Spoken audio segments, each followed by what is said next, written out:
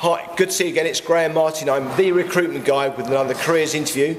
I'm here today, as you can see, surrounded by beautiful cars, in particular a very lovely classic 1970s Porsche 911, which is the clue.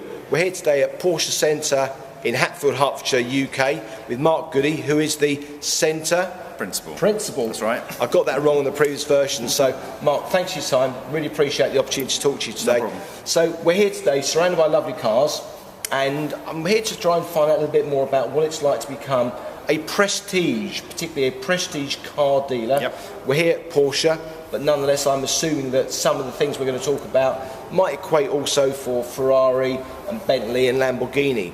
But let's forget all those other brands. This is the best brand. Absolutely. And I'm a keen fan, as you know. We've spoken about it off camera. So, firstly, how long have you been involved in selling cars yourself? So I've only been with Porsche for 6 months, but actually in the prestige sector of the automotive industry for about 13 years now. Right, and you started off as a car salesperson? I did actually, yeah. I had a short career before that in engineering, but yeah, in this side of the industry, I started off as a car sales executive.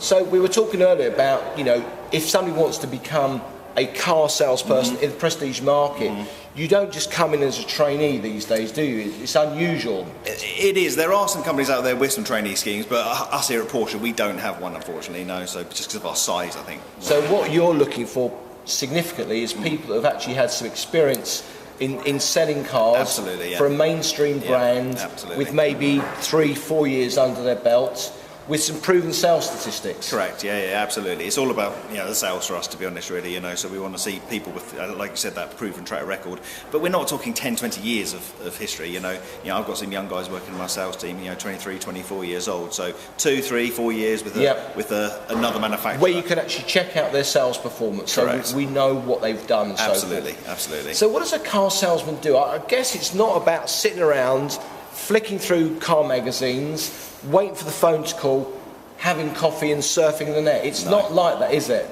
It's a tough job, it is a really tough job. You can't come into this industry in any job really, and certainly as a sales executive, thinking you could turn up at 9 and leave at 5 o'clock in the afternoon. So it's not a 9 to 5, definitely not. Saturday morning only job? Definitely not. So what's the reality? You told me you had an early start yourself today, didn't you? Yeah, well I was in the office at 7:20 this morning, and I've been to see a customer on my way in as well, so I don't, that's unusual probably even for me, but my sales guys are in early, they work late, obviously we're retail, so what time does early mean? I would say the first sales executive is in, way before 8, sort of 7:40 in the morning, something like that. So he's dealing with his emails from yesterday, he's getting himself set up, preparing for the day and so forth. And what time typically, bearing in mind we're in the prestige market where people expect a lot, what time typically might they walk out through the door in the weekday? Most of them are out here by kind of 6:30, something like that. But needs must really. We're here at the demands of the customer really. So they're all in before 8 o'clock in the morning. But we have an 8:30 meeting every single morning in the sales team as well, just to kind of set out the day. We're a bit flexible as well. We understand that they do put in some long hours. We're retail, so weekends, bank holidays as well. So, but we offer time off in lieu. When you work one of these weekends as well. So we're flexible, but it is demanding. So I've been here quite a bit, as you know. This is my brand. I love Porsche cars. So you're here Saturday. Yep. It's not a half day, it's a full day Saturday. Absolutely. And on a Sunday, I've been here Sunday, I've been here bank holidays. Yep, absolutely. So really, these guys are working, 6 day a week? Yeah, we're open. So we're open 7 days a week currently. We're looking at Sundays, but if they do work 6 days a week, so if they work the Saturday, which most people are in because that's when the big sales day, isn't it? Yeah. But then they'll have a day off during the week in lieu for that as well. So really, it's only a 5 day working week for them as well. So yes, it is demanding, but we like to give a little bit back, because we don't want to burn people out as well. But I guess if you've got a prime customer and your day off is Wednesday, and your prime customer can only be here on Wednesday and he's flying in and he wants to see you, you're going to be here, aren't you? I'll almost guarantee today there'll be a sales executive who's not rotated in that will pop in to see a customer or to sort out a customer for tomorrow or something like that. So you really do live the brand and live the role, don't you? It's almost a bit like being self-employed because they're your customers, and obviously it's commission-based salary as well. So unless you sell, you don't earn the money that you want to sell as well. So what do they actually do then? We've talked about coming in early. You've got as many business-to-business customers as you do members of the public. We've got high net worth individuals, celebrities, occasionally maybe people in the public eye, politicians, people that have won the lottery, people that have saved up for decades for their favourite car. But how much time are you spending on the phone, following up leads, getting out into the community as a salesperson in this brand? A lot of it, to be honest, really. I guess the reason they come in very early, there's a lot of administration that goes with the job as well. That's inevitable, really. So certainly the early mornings and the evenings are to catch up on administration. But, during the day, it can be back to back. One customer or the other, so fresh inquiries, following up people on the phone, handing over cars. We ask our sales guys to do every part of that job. They are the key customer contact from the moment they walk in through the door to when they drive away, and we give them away. That's quite unusual, isn't it? There are some different approaches. Absolutely, yeah. It works for us because this job's all about relationships. It's about building relationships, about long-term relationships. Because we don't want to sell one Porsche, we want to sell 2, 3, 4 over a number of years. Yeah, the lifetime experience. Exactly. So if we can build up that relationship, and the way we believe works best with that is if it's that one person, that one key point of contact that's always in contact with that customer. Clearly, there's loads of support around management, and the colleagues help each other out quite a bit as well. But really, you are that person from start to finish of that sales process. You might hear a car in the background and say... It's part of the job. Exactly. Fantastic. That sounds like a 911, is it? I think it was. There you go. It's got a very specific 6-cylinder engine note. So, if we're looking to try and identify the X factor, what makes a great salesperson for you at the Porsche Centre Hatfield, or indeed probably any other prestige brand, can you try and distill it? It's hard because I guess everybody's different, and actually, if I look around the sales team we've got now, all their qualities are different. But X factor that's what it's all about, to be honest. Really, there's loads of people out there that sell various products, be it cars or other things as well. When we're looking for somebody, it's that extra bit special. You mentioned already kind of the vast array of customers that we have, and the high net worth individuals, CEO of companies that you would have heard of as well. Some big people, some important people. We need to be able to have relationships with them. We're not that person. We're never going to earn what they are or live their lifestyle, but we need to find a way to interact with them. And you need something as an individual there. You need that little bit of X factor. That's something different. But it's probably different in every single person that I recruit, but that they've all got something.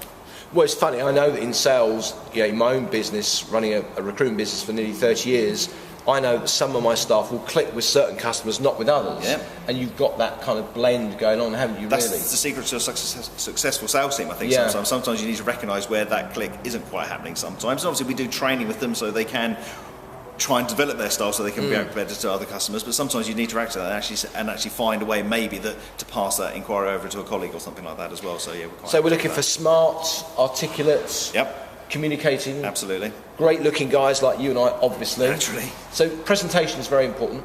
Massively important presentation, I think. To be honest, presentation and communication is what this job's all about. So when I see CVs come through from people or covering email or something like that, almost even if they've got a fantastic experience, if it's badly presented or they're badly presented, they don't get a foot in the door. Typos.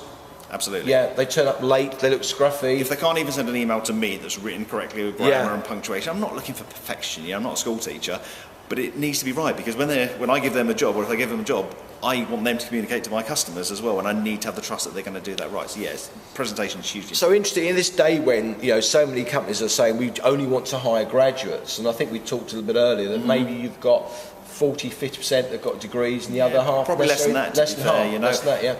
I come in, I've got a degree, but certainly it's not required us to do the roles of a sales executive at all. But again, it goes back to that thing. Actually, what I really want is a sales team that's made up of all different sorts of characters. All characters, but different sorts, so we can kind of mirror that customer. And passion as well, and enthusiasm for the brand.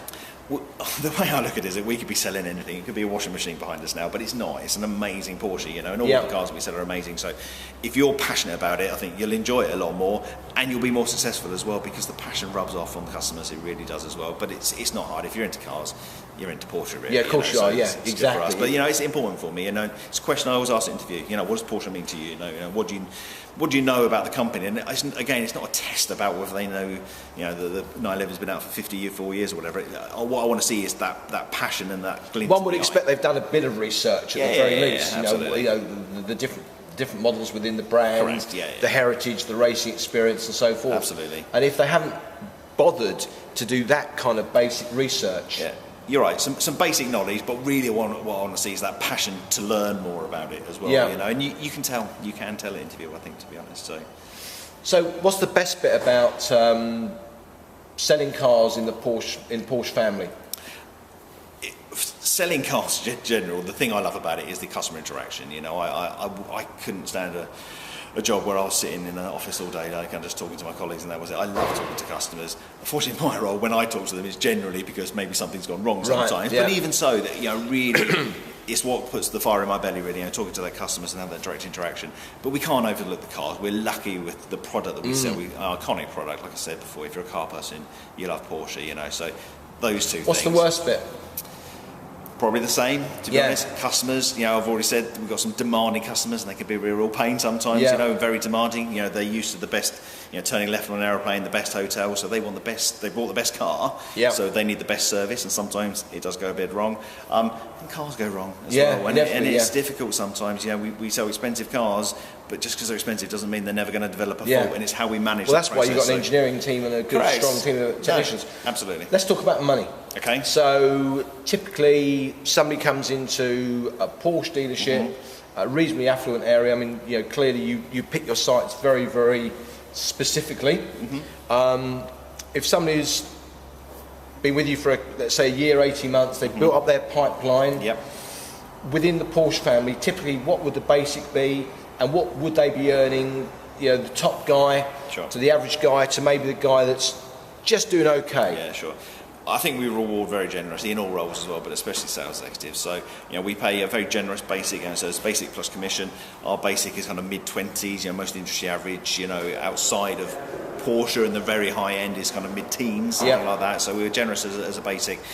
But, you know, my most performing sales executive, you know what I mean, you know, just scraping through, we'll still be